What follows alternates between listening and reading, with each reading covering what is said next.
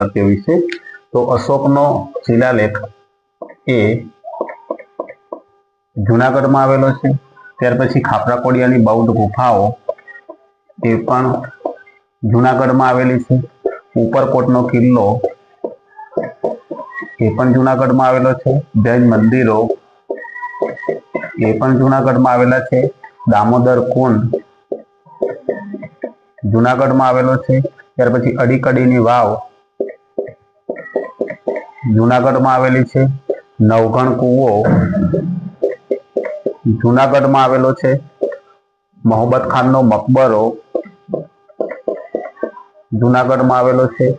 બાઉદ્દીન વજીરનો મકબરો એ પણ જુનાગઢમાં આવેલો છે। તો મિત્રો આ પ્રકારના જે પ્રશ્નો છે એ તમામ સ્પર્ધાત્મક પરીક્ષામાં પૂછાય એવા છે। તો મિત્રો તમને આ વિડીયો ગમે હોય તો લાઈક કરજો, શેર કરજો। Thanks for watching. જય હિન્દ।